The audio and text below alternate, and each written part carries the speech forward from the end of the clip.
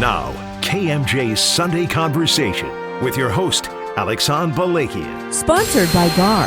At GAR, we help growers feed the world. Good Sunday morning. Welcome into an all-new Sunday Conversation exclusively here on KMJ. I'm your host, Alexandre Balakian.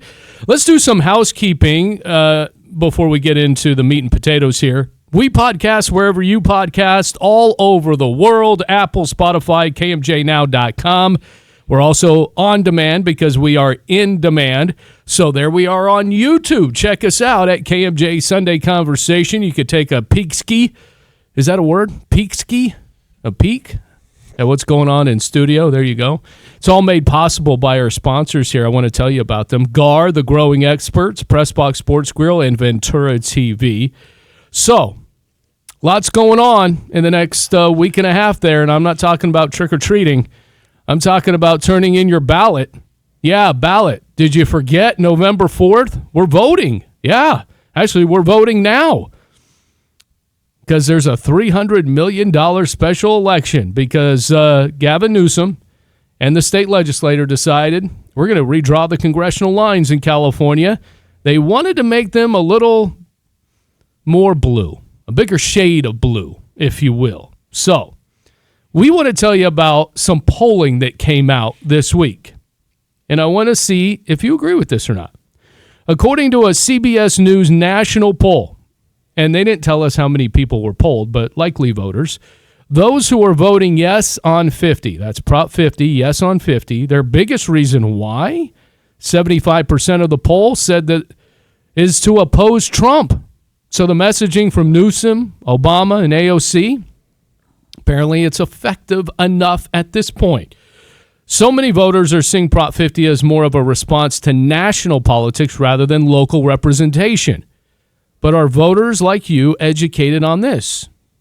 Or maybe you're thinking, do I even care about this? Is it really about national politics or local politics? Is it about democracy? Or is it about Trump keeping power? Or about Newsom's rise to the presidential ticket in 2028? Can voters really read between the lines here? November 4th is that deadline that we talked about. Now, according to the Secretary of State's website right now, there's 23,258,882 ballots mailed out. 3,634,852 have been returned so far. Not a whole lot. So is that a good sign for Democrats? Is it a good sign for Republicans? Who knows? So I thought we're going to hash this out this week here on Sunday Conversation. We're going to have a debate, a Prop 50 debate. Why yes, why no? Should voters sit this one out? So joining me in studio, Fresno Democrat Party District 5 leader Lonnie Johnson is here, educator as well. Hello, Lonnie. How are you? Good to be here, Alexandre.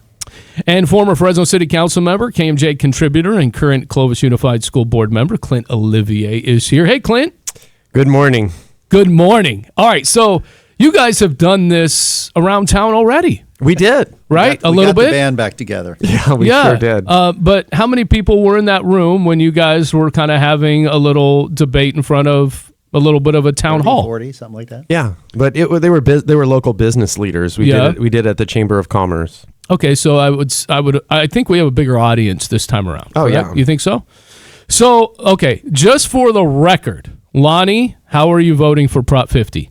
I'm voting for Prop 50. For Prop 50. Yes on 50 for Lonnie. Clint, how are you voting? I canceled Lonnie out. Oh, you did? Yeah. So there you go. No. He's voting no. So this is why we're having this debate with both of you.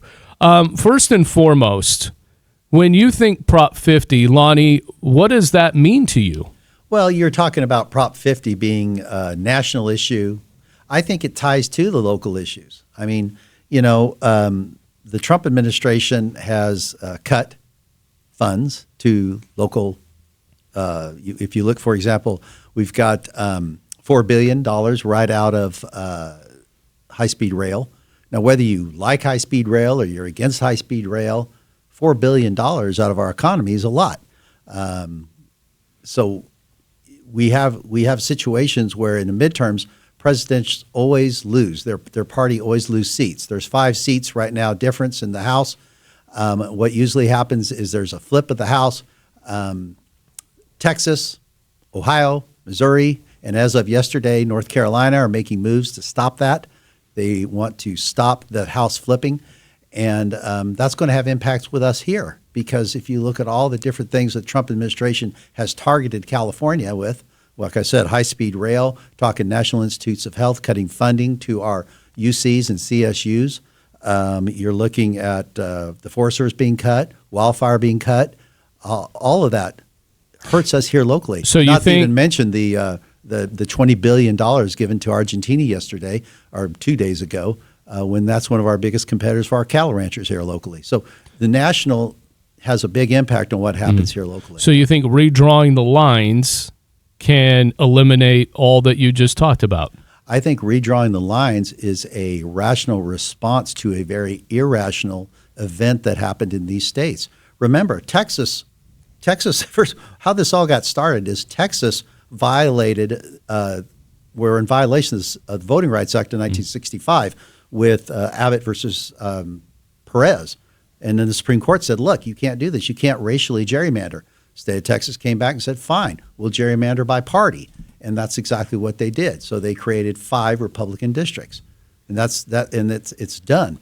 And then, of course, now Ohio, Missouri's done, North Carolina's done, and Ohio, I think, is still trying to make it happen.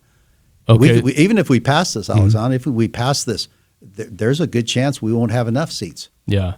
All right, Clint's got his rally cap on, and I'm just wondering, is that because Prop 50 is behind when it comes to no on Prop 50? I'm wearing my cap because I was a bit behind getting over here this morning. I see. There you go.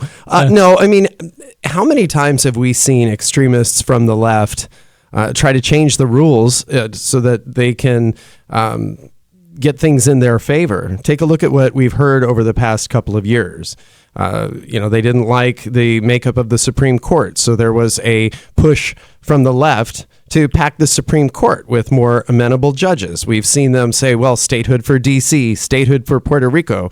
Each one of those places would elect an additional 2 Democrat senators. So I don't feel like this is the mother of all battles for democracy. I think it's a blatant power grab from the left, led by Gavin Newsom, who in this case is behaving as an extremist. We have homeless, we have problems with education and test results here in the state of California, last in education. And these folks wake up in the morning and decide, well, what we need to do is spend $300 million taxpayer dollars to redraw congressional seats for really no reason, so that Barack Obama can go on TV and tell Californians what's best for them.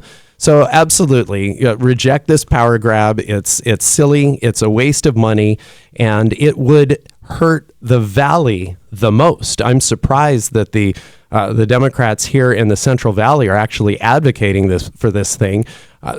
You take a city like Clovis, it's going to have 3 new congressmen. They're going to redraw that line. I have a colleague at work. Her home will be in a different congressional district than her children's elementary school. It's a silly and it's a disorganized power grab that actually puts the west side of the valley in the district of Zoe Lofgren, a very progressive left Democrat who's based out of San Jose. So for the valley, we lose. People in this community can call Jim Costa, who's been a great rep for us in the Valley. They can call David Valadeo, who's been a great rep for us in the Valley, and they can try and get problems solved. But is Zoe Lofgren, the leftist from San Jose, going to care about what's going on in Kerman and in Firebaugh and in San Joaquin? I don't think so. So that's why I'm urging everybody to vote no on this ridiculous power grab and senseless lighting money on fire. So, Lonnie, I don't even think I have to ask a question. What's your response to Clint's? I don't even know where to begin. We want to talk about wasteful money. The Republicans didn't feel it was wasteful in 2021 when they spent $276 million of the taxpayer money here in California to run a recall against Gavin Newsom that they knew wasn't going to pass. They ran it anyway. Just to weaken him for re-election, which he, of course, won big. What else?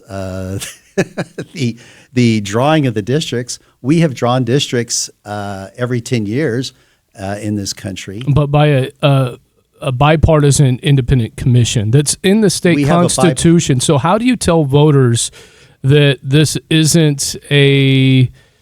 doesn't go against their original vote to have this committee? How do you explain that to voters? Well, first of all, the commission will only be taken out until 2030. It is a response to the situation, the power grab, if you will, in Texas and Missouri and Ohio and North Carolina and where else they choose to do it.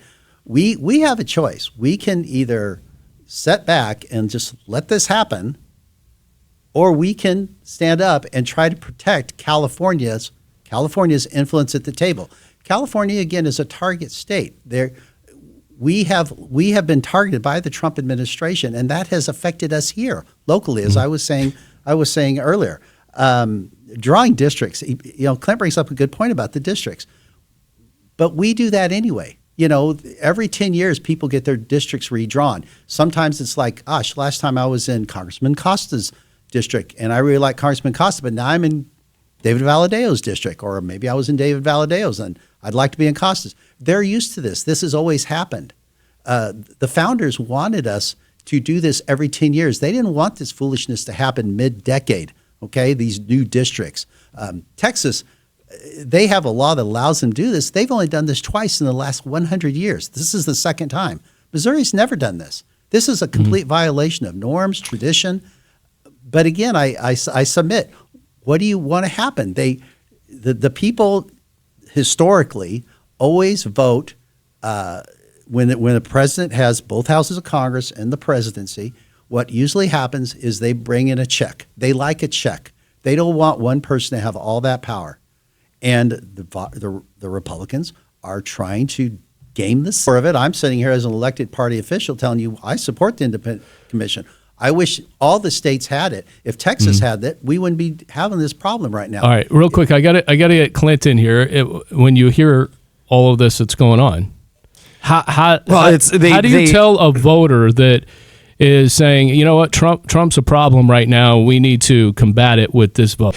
No, they have, like you just pointed out, they have control of both houses of the state legislature. They have every single statewide elected office in the state of California. They send an overwhelmingly blue delegation to Washington, D.C. to represent us. And then they go on TV and say, well, we need democracy. We need democracy. Democracy's on the line. Democracy's online. How much more democracy do they need? There's one party rule for the past generation and a half in the state of California, but it's not enough. So they're going to light $200 million on fire to try and get even more power. And I think the voters of the state of California are going to see through it, and I think it's going to fail. All right. So I got to take a quick break. That's interesting that Clint say that. Thank you for the tease. Do they see right through it? Maybe I'll get both of your perspectives. I hope why? So. Maybe not. I hope so. So we're KMJ Sunday Conversation. It's the Prop 50 debate. Lonnie Johnson, Clint Olivier is in here. I'm Alexandre Balakian. We'll be right back. At the annual appliance show, Ventura TV just purchased 88 truckloads of TVs and appliances. To make room, we've slashed prices on all pre-tariff stock, saving you more than ever. Stock up on groceries with this chest freezer for $149. GE's self-cleaning gas range is only $649. And Whirlpool's 2-in-1 washer and sensor dryer is just $999. Buy now and pay later with zero interest financing. Shop Ventura TV and Appliance, your local low-price leader. Welcome back to KMJ Sunday Conversation. We got Lonnie Johnson and Clint Olivier with me. We're having the Prop 50 debate. We kind of left this off as, why should one voter vote yes and why should one voter vote no? And then I think the bigger question here as we get back into this debate is, and I'll get with Clint here. Clint, I'm sure Republicans want people to sit this one out, but is there this is the Newsom presidential experiment? Look, even if we put that completely aside, no, Republicans don't want the people of the state of California to sit this out by any means. They want people to fill out their ballots and send them back marked no. And I think the question is anybody paying attention? And the answer is no. people don't really even vote in the midterm elections. People don't participate in the system. And I think that it's for a discussion for another time, but I think the lack of participation in the system itself, the lack of participation in voting in elections is a symptom of a much greater problem. But in this case, everybody that I work with in the coalition that's fighting against Prop 50 wants people to turn out, but people are busy. This is the problem. California has the worst schools in the nation. California has the most homeless in the nation. California has millions unemployed. California has people who are struggling to pay for daycare, to pay for groceries, to pay for gasoline. And Governor French Laundrie comes out and says, I'm going to light $200 million on fire and I'm going to redraw the congressional lines. Nobody's really aware of this and nobody really cares. And this is just an example of what happens when you get the elite at the top. In this case, the elite are progressive people that think they're helping when they're not. And he's in the people who are for yes on 50 are in an ivory tower because they don't get that people are struggling. People are getting hammered by the state of California. People are getting hammered by the fact they live in the state of California. This place is nothing like it was 20, 30, 40 years ago. We're in a whole lot of trouble. And people are just too busy to keep track of what the elitist governor wants, whatever his whim happens to be. So I don't know if it passes or fails. It should fail because I don't know if this is because Gavin Newsom is doing there's floating a trial balloon to run for president, but it just shows how out of touch people are. We're going to play these games, send out 23 million ballots and play games with people who can't even afford, or choosing between gas and groceries, can't afford daycare, can't afford to get to night classes because everybody wants to have a better life. They're so busy trying to make that happen, and then you get something like this. So yeah, participation is going to be bad, but I think in the end, I think it's going to fail because people are going to vote no on it and see right through it. So Lonnie, I don't know if you have early polling, but what is the fear that if people do vote no and Democrats who are backing this lose this, what is that fear like? Because you know that could spell trouble for 2028. Well, I mean, if you're looking at 2028, it certainly could spell trouble, but I think the issue is more immediate, and I think it's more local. California is the most influential state in this country, and we need to make sure that we have a fair seat at the table. We need to make sure that the funding, for example, that is due us comes to us. Like I said, we are a debtor.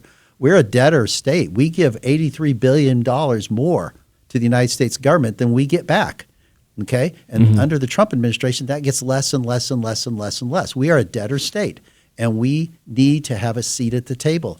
And what we have to have is some way that we can check this administration and make sure that they are treating the most powerful state in this country fairly.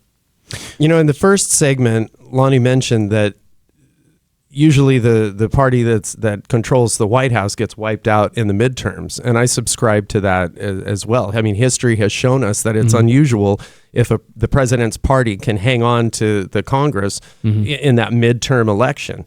So if that's true, and everybody in this room says, well, the GOP could get wiped out in 2026, then why are we having an election in November of 2025 when an election 11 months later is going to wipe Trump's party out in Washington? That's the check. You see, he's making a case that we have to check the power of the president. There's going to be a big check against the president's power in November of 2026 if history is true. So that illustrates that this is just a game. This is a silly game with taxpayer money, and it's a silly game to grab power and control. And Lonnie, when you educate voters on Prop 50, are you telling them who exactly drew the line? Are you telling them, because the state is in a deficit, but this is going to cost about $250-300 million, that it's worth your taxpayer dollar? Well, it is worth the taxpayer dollars because let's go back. This would never have happened. Like I said before, Prop 50 never would have happened had Texas, had Ohio, had Missouri, and now North Carolina made their move. Because of that, we have to fight back, because if we don't, we're going to lose funds. We're going to lose resources that go to California. That's what this is about. Yes, if they would have just left everything alone, the midterms would have happened naturally, and President Trump would have a check with the House of Representatives. Definitely is going to flip, possibly the Senate, but definitely the Senate map's hard for Democrats in 26. But certainly the House is going to flip, and that'd be a check on President Trump. But they didn't do that. They initiated this whole thing by their actions in Texas, and they perpetuate. Governor Newsom has gone. He has said to Texas, "Hey, pull yours, we'll pull ours." He's talked to people in the White House. You pull yours, we'll pull ours. Crickets, nothing. They don't want to do that. They want to go down this path. And as I said in the first segment, it may work out for them because all we've got is California, and right now it looks like 5 seats. Okay, possibly New York. I doubt that's going to happen. So they're going to be able to create more seats than we can get. So I got a minute left here with you gentlemen. Each of you get 30 seconds. Lonnie, tell the voter why they need to vote yes on Prop 50. Because if Prop 50 doesn't pass, the Republicans are going to stay in control of the House of Representatives. That's going to hurt California. It's going to hurt money and funds that come to our UC system, our wildfire fighting ability. It's going to hurt high-speed rail, the jobs and money that high-speed rail brings, whether you agree with high-speed rail or not. Education, everything that the Trump administration targets us on. And that's why we need to have some type of check on the Trump administration. Again, if Texas and Missouri and Ohio would not have begun this, there would be no need for it. And the commission is going to come back. This is a temporary solution to a problem that was created by other people. All right. So, Clint, tell people why they need to vote no. Well, I think voting no is the obvious choice. It's the obvious decision because it's the best thing for the state to keep the control of the district boundaries in the hands of the nonpartisan commission. And it's all about turnout now. If the people who are naturally inclined against this, they're reached. People they get mail, they hear on the radio, they see on television. They don't forget to return their ballots. Then it's going. If they don't forget to return their ballots, then Prop 50 is going to fail, and that's fine. Prop 50. If I could look into the future, Prop 50 fails.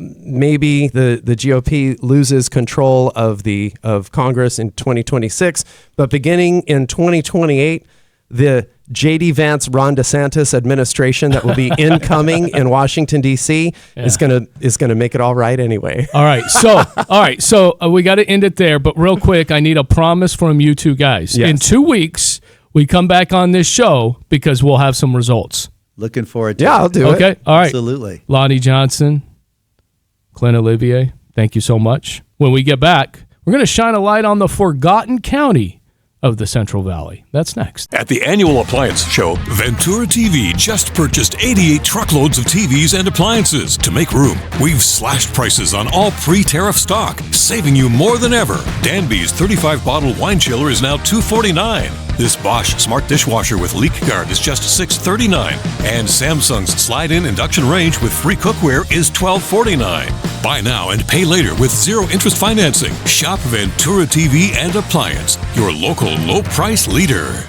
Welcome back to KMJ Sunday Conversation. Just a friendly reminder, our sponsors, they're the reason why we do all of this because they're the ones that support the show the absolute most. GAR and the Press Box Sports Grill and Ventura TV. Want to have a big shout out again for them as well. All right, my next guest here is from what I think is the forgotten county, the one county that no one ever talks about. Whether that's good or bad, we're going to find out. But I think that's really bad because we want to know what's going on. And I got a chance to actually attend their State of the County. Pretty impressive stuff on what they're doing. So I wanted to bring in Supervisor Doug VERBOON. If you don't know Supervisor VERBOON, shame on you, because he's from Kings County and he's one of the big voices and advocates for water in the entire region. Not only that, he's got something interesting that is brewing in Kings County and in the South Valley. So I wanted to bring him in. Welcome. How are you? Well, welcome. Thank you. Thank you for inviting me. I really appreciate it. We're like the redheaded stepchild of the San Joaquin Valley, and anytime we get attention, we appreciate it, even if it's bad. Well, I called you the Forgotten County. Do you feel like that? Yes, I do. Yeah. Why is that? It's good not to be in the news all the time, but we are the Forgotten County. We get overshadowed by Tulare County and Fresno County as well, besides Kern. So we're kind of small, 153,000 people, but we're still a county, and we're still run just like anybody else without all the drama. Well, the only drama the last time I had Richard Valley in here, Supervisor Valley, and he was talking about how Kim Kardashian and they had a lot. Kings County became kind of like the dumping ground for a lot of the bad stuff that came out of the L.A. fires. By the way, did all that get resolved? No, they're still dumping their rubble in the city of Avenel. They're making a lot of revenue on it, and no one's complaining other than it's blocking traffic. Oh, boy. Wow. Okay. Well, there you have it. So there's your update. All right, State of the County. I went. I thought it was really well done. You got a chance to give an update, and you had a lot of outside folks from the county, a lot of your friends, a lot of business partners and constituents, stakeholders that all attended this. When people think Kings County, I think they mostly think about water, but what is it that you want people to really recognize besides water and ag? What Kings County is known for right now? Well, we're really known for water and ag. In a small county, we make $2.5 billion on ag commodities with 153,000 people. I think that ratio is really good. Water's a big deal. We have the Forgotten Lake, Tulare Lake, so a lot of talk about that. Everybody wants to do something with it, but it kind of does its own thing. State of the county, yeah, it was great. I got a lot of support from my fellow supervisors from Fresno County, Madera County. Tulare County was not able to make it. I had Nathan Massig do the invocation, so it's good to be supported by your neighboring supervisors. We all get along great. We belong to the Regional Area Council, which is 8 counties, and we try to do things in conjunction with each other so we're more powerful than we actually seem. We don't control a lot of votes here in California, but we want to be as big as we possibly can by joining with other counties. And you've been doing this for a while. I didn't want to tally it up because I didn't want to date you, but maybe you do? You want to tell everybody? This is my 31st year as elected official. I've done 16 on Pioneer School Board, which was the first charter school district in the state of California, and I'm on my 15th year as a supervisor, and I'm going to go up for re-election next year. Awesome. So why not any thoughts of moving up the political food chain, if you will? I have a hobby building custom Corvettes with my dad. I farm 187 acres of walnuts, and I have some commercial property I manage. I really enjoy doing those 3 things, and I don't think I could be effective in Sacramento or Washington, D.C. You have to belong to a party, Republican or Democrat or Independent, whatever. I speak for the people I live with, and I don't know that I could be told what to do or how to vote, and so I think I could do that. I'm more effective here in Kings County. All right, I want to talk about something that really caught my attention. It was a little bit eye-popping. We all know that there has been this ongoing litigation, this ongoing feud over federal and state funds, and this ongoing feud between ag land that has been mowed down, taken out, homes have been bulldozed for what we think someday will be high-speed rail. But there is actually something that you talked about in your State of the County where there is an actual choo-choo train that will be moving forwards and backwards very, very soon that's already in place, but there's something happening with it that is unique and innovative. Yes, so thank you for bringing that up. So anybody knows me in my political career, I ran for office 2010, and when I was very nervous at my first debate, I went up there and I stood on stage, and the first question was, what do you think about high-speed rail? And I said, I'm against it. It needs to be on I-5 or 99. And the next question was Kim Waste. And I said, well, I think they're doing a good job with Kim Waste. So that started my argument with high-speed rail. Kings County had a lawsuit against them for 9 years. We developed a good relationship with high-speed rail to try to get the people that were affected by it taken care of. We lost a lot of farm ground over the years. And so in 2009, in 2000 and whenever Governor Newsom got elected, 2019. 2018. So 2019, Newsom got did his state of the county or state of the state, and he fired Dan Richard. Dan Richard was the chairman, and he was working. We had finally developed how to talk to each other without arguing. And so we had a good relationship going, and we were trying to get things done, getting people taken care of that were impacted by high-speed rail, make sure their wells were done, their driveways were done, their farm, if it's split in half, what happened to them, get the overpasses all done.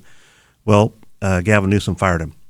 And so I had a good enough relationship to call him and kind of joke around and said, hey, looking for a job. Are you talking about Tom Richard? No, Dan. Dan Richard, okay. Dan. And so he was very candid. He was going to join me in my lawsuit, and after a couple of days, he said that's not professional. So he talked me to, you got to settle this. They're gonna break you. So what do you need? So we put a list together of people that were impacted, make sure everybody was taken care of, and then we stepped aside and dropped our lawsuit. But at the same time, I didn't want to lose my contact with the rail, and so at the same time, some of those high-speed rail folks had joined Caltrans with Amtrak, and they started the San Joaquin Valley JPA. And so I joined that. So here I am, 15 years as supervisor. I spent 9 of them arguing with high-speed rail. Now I'm the chairman of Amtrak San Joaquin's. And so, and that was just to get my ears full of what's going on with high-speed rail so I can at least keep a handle on it. Because, like I said, we're the redheaded stepchild of the valley. We're a small county. The rail should have never been in Kings County. It should have been on 99, and Tulare should have had the station there by the airport. So here we go, though. Amtrak, you guys are doing something with Amtrak here in this region that's going to really be a game changer. So when we live here in the San Joaquin Valley, we're unique to the whole world. We're unique to not just the world, but to California. We like to have local control on everything we do in Kings County. And so with I think we have 9 or 11 counties that are part of the Amtrak San Joaquin. So to have local control, and it's still Amtrak, which is federally funded. California's Amtrak in the San Joaquin area is funded by cap and trade dollars in California. We would love to increase our ridership experience, our on-time performance, and we're already maintaining our own cars and taking care of them. We have a rail maintenance facility in Stockton. So now's the time to fine-tune it to fit the style of lives that people live here. And so we're going to come up with it. We came up with a new name. It's going to go live on November 3rd, and it's going to be called the Gold Runner. And so our board voted to what kind of names we should call it to give it its own identity. And from the Gold Rush and the running gold through California, they felt Gold Runner was an ideal name for it. So you're telling me Amtrak is changing this one rail to Gold Runner, or is it all of Amtrak changing the name? Well, we have the LOSAN, which is Los Angeles to San Francisco, and we have Capital Corridor, which is Sacramento to San Francisco. The San Joaquin runs the San Joaquin, but it also goes into the Bay Area. We go to Oakland, to Bakersfield, but we also have a bus service that goes to Santa Barbara and to Barstow and Northern California. And we're also we have a bus service that will run from Madera to San Jose back and forth daily. So we want to enhance their ridership experience, give people more options to ride the train. And I'd like to see a ticketing aspect of it where you can have reserved seats. So if you get up to go to the bathroom, you come back, no one's sitting in your seat too. I think there should be another car for people that want to have a little bit of privacy and not have average Joe that got out of jail sit next to them. So the Gold Runner, you're unleashing it early November here, and exactly what is it? The same train, or has it been upgraded or refurbished? Well, this has taken some time. We've been trying to do this for about 9 or 10 years.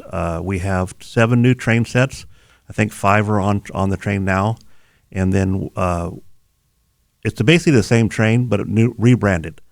So November 3rd, we'll start the rebranding, and November 15th, we'll do a public event where we invite the public to see what we're doing in Stockton at the rail maintenance facility. So besides actually running on tracks, doesn't this really steal the thunder of high-speed rail? Well, I don't believe the riders of Amtrak are going to be the riders of high-speed rail. One, they have to live a long time because it's not done. And two, it's expensive. This is subsidized transportation. We try to meet 50% of the fare box. And, we have to do that in California. And so high-speed rail is not supposed to be funded. It can't be subsidized. It's going to be expensive. And we're years and years away. And people need to ride the train today. I have a gentleman on my neighborhood. He's suffering from skin cancer. He doesn't have any family that can help him drive to his meetings in San Francisco. $33. He goes to San Francisco, gets his treatment, and rides it home. No vehicle, no driving, no parking, no nothing. And he loves it. He can rest on the train. He can play on the internet. And that's what it's for. It's for relaxation and getting you from point A to point B. It's not the fastest. The trains run 150 miles an hour in certain areas, but we have to buy time on that track, and we have to compete with the freight lines. So we're doing some improvements on the tracks now with double tracking. They should be done by December, and we'll start our 7th daily trip. And we like to have a train every 2 hours so you can move throughout the state. Also, one thing we did years ago is I got on a train and we went golfing in Madera. And we drank some Bloody Marys and had some burritos and had a good time. And we're coming back. We're feeling pretty good about ourselves. So we stopped off in Fresno and went to the Basque restaurant, had dinner, got back on the train. Well, it was illegal to get off and on the train. It's not anymore. You can buy a multiple stop ticket. So my experience of riding the train was able to help improve that. And so I think we can improve this ridership experience and have a nice and enjoyable ride. I'll finish with this really quick because, the time flies when we're having fun. Do you believe Amtrak will just ultimately be the train for high-speed rail? We are prepared to do that if that's the case. I honestly don't think. I think there might be room for high-speed rail in the future. Anybody that's been to Europe has ridden a high-speed train, they come back and tell me how great it is. It has to be done right. It shouldn't be at the taxpayer's expense. We need private money in here to do it right. Brightline is doing that from Lancaster to Vegas right now. I think there is a place for it. I just think that right now that the people that had it to do it at the beginning did not plan properly, and it's kind of a mess. And if they'd have stuck with my lawsuit, all we're trying to do is make them be accountable to what the voters voted for, and they didn't do any of that. All right. Supervisor Doug VERBOON. Hey, great to chat with you. Well, thank you. You are no longer the forgotten county. Appreciate it. All right. Let's get social next. At the annual appliance show, Ventura TV just purchased 88 truckloads of TVs and appliances. To make room, we've slashed prices on all pre-tariff stock, saving you more than ever. Stock up with this mega capacity 2-door chest freezer, only $548. Frigidaire's front control range is now $799, and Maytag's smart laundry pair with steam dry is just $14.99. Buy now and pay later with zero-interest financing. Shop Ventura TV and Appliance, your local low-price leader. Finally, let's get social. All brought to you by Ventura TV, your low-price leader since 1951. And this week, Kash Patel and the FBI posterized the NBA as the newest crime syndicate, running a racket with the most notorious mobsters of our time. An NBA Hall of Famer and current head coach among the 34 arrested on Thursday in a case that's been under surveillance by the FBI for years. Kash Patel describing it as mind-boggling.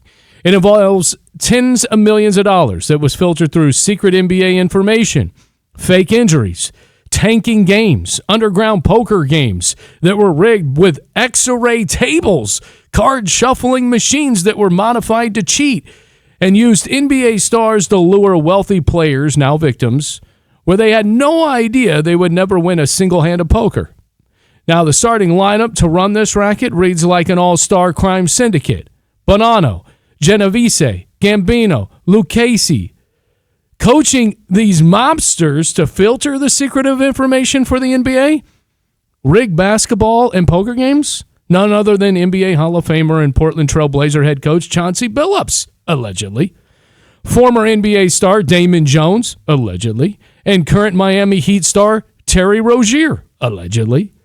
You know, this isn't the first time the mafia and athletes have teamed up to run an illegal gambling ring. There's a laundry list of illegal gambling among the four major sports. You can go all the way back to the 20s and the Black Sox scandal. Point being, are you really surprised by all this?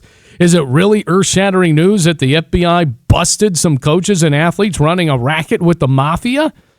Did baseball crumble because Pete Rose was betting on himself? Did college basketball and March Madness fold despite players being given bags of cash? Same with college football. The underground world of corruption, fraud, and gambling in college and the pros is not a big secret. Question is, will it stop fans from attending games, tuning in night after night to watch? Will jersey sales plummet? Hell no. Our society treats our athletes like the old school gladiators that perform in medieval times in the Rome Colosseum. The only difference here is we have cages and sidelines to keep the brutality boxed in, but the money is flowing everywhere. Underground, above ground, back alleys, office buildings around the world. You know, we all play fantasy football, and then we dish out the brackets every March. Office pools are as American as apple pie. So what does it all mean? Well, honestly here, this gambling ring bust by the FBI is headlines for only the FBI. It's another black eye on the NBA. But for the mafia families, they're once again letting the world know, hey, we're still alive and kicking, and we still have our fingerprint on insider information and inside trading. And oh yeah, we still own Vegas, and we still have the muscle to prove it all. So some of you may be shocked by the next few words that come out of my mouth here. This latest NBA scandal is nothing burger. Nothing. Who cares? Only the FBI does. Of course, the 34 arrested care because, well, they'll be banished from the game and will soon reside in a prison cell. At the end of the day, scamming the system, whether it be the betting line, inside trading, Wall Street, hedge funds, stocks, etc., guess what? That's America. Now, the day that Little League World Series is infiltrated by the mafia, and those kids are skewing games for millions of dollars, I guess that would be shocking. But this week's so-called bombshell was just another day in pro sports. And that's my time. And that's Sunday Conversation.